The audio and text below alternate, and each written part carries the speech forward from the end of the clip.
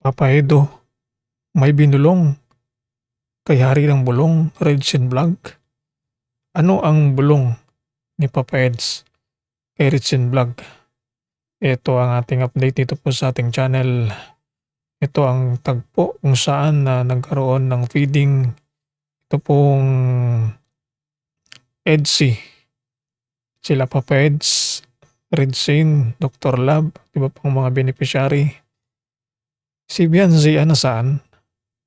Anong reaksyon ni Beyonce sa bulong ni Papa Eds?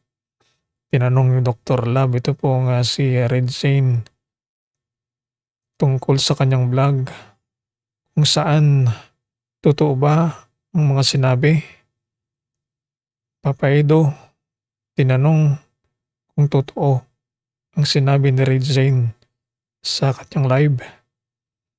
Ito ang ating update dahil masaya ito pong feeding at Beyonce, ano ang kaya ang reaksyon doon po sa mga bulong ni Redsin Vlog at nabuking at ito pong kanilang relasyon na ibinulgar na, inihayag na ni Redsin Vlog.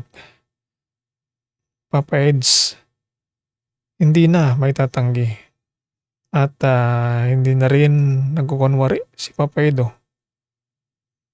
Agree na agree at patunay na totoo ito pong mga sinabi ni Bulong Redsin Vlogs.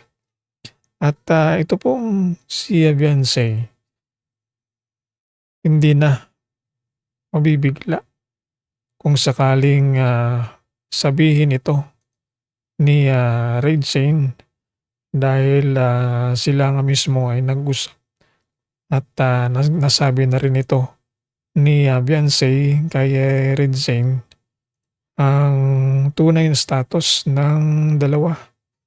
At ito pong si Beyonce naman ay nag-aantay na lamang ng tamang pagkakataon upang sabihin ni Papa Edo ang tunay na relasyon nilang dalawa. Hindi na makakaila ang dalawa na ito na sobra ng nagmamahalan sa isa't isa at dito na rin masusubok ang kanilang pagmamahalang wagas, tunay, hila at hindi na maitatanggi kung ano man ang mga pagsubok dahil hanggang sa ngayon sinusubok pa ang EDC dahil sa mga issue at maingay sa paligid ay hindi muna nagkaroon ng vlog. Ito pong si Kalinga Prab. Subalit ito ay mapagtagumpayan din at mapatuloy din na mapagtagumpayan ng EDC itong hadlang kung sila ay magkaroon ng sapat na ebidensya para sila ay magkakilalang lubos at hindi na pagdudahan ng iba pang mga one-sided at mayroong pagdududa sa EDC. Dr. Lab tuloy na gumagawa ng paraan dahil nga sabi ni Kalinga Prab kung matigil ang pag-iingay ni Dr. Lab ay tutuloy ang EDC. Ito ang ating update. Habang tayo sunod na update dito po sa ating channel tungkol sa kanyang vlog kung saan totoo ba ang mga sinabi. Papa Edo, tinanong kung totoo ang sinabi ni Red Zane sa kanyang live.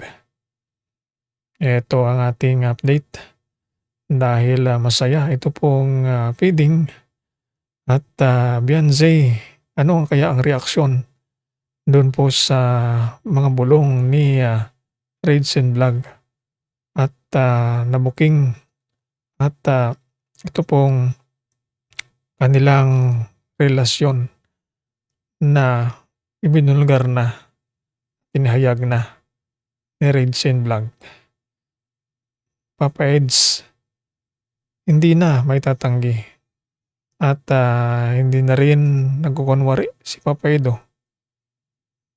Agree na agree at patunay na totoo ito pong mga sinabi ni Bulong Redsen Vlogs.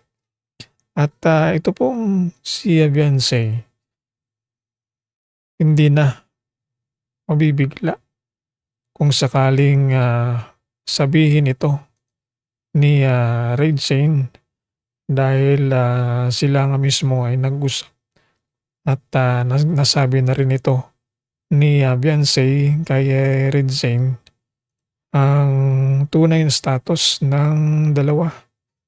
At ito pong si Beyonce naman ay nag-aantay na lamang ng tamang pagkakataon upang sabihin ni Papa Edo ang tunay na relasyon nilang dalawa. Hindi na makakaila ang dalawa na ito na sobra ng nagmamahalan sa isa't isa at dito na rin masusubok ang kanilang pagmamahalang wagas, tunay, hila at hindi na maitatanggi kung ano man ang mga pagsubok dahil hanggang sa ngayon sinusubok pa ang EDC dahil sa mga issue at maingay sa paligid ay hindi muna nagkaroon ng vlog. Ito pong si Kalingap Rab.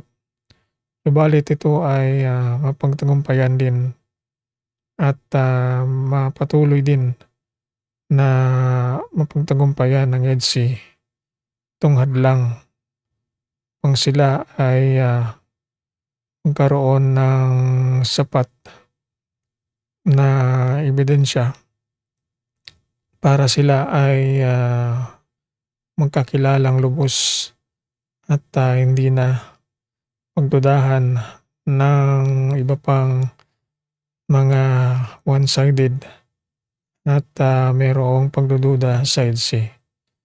Dr. Love tuloy na gumagawa ng paraan dahil nga sabi ni Kalingap Rab kung matigil ang pag-iingay ni Dr. Love ay tutuloy ang EDC. Ito ang ating update. Habang tayo sunod na update dito po sa ating channel.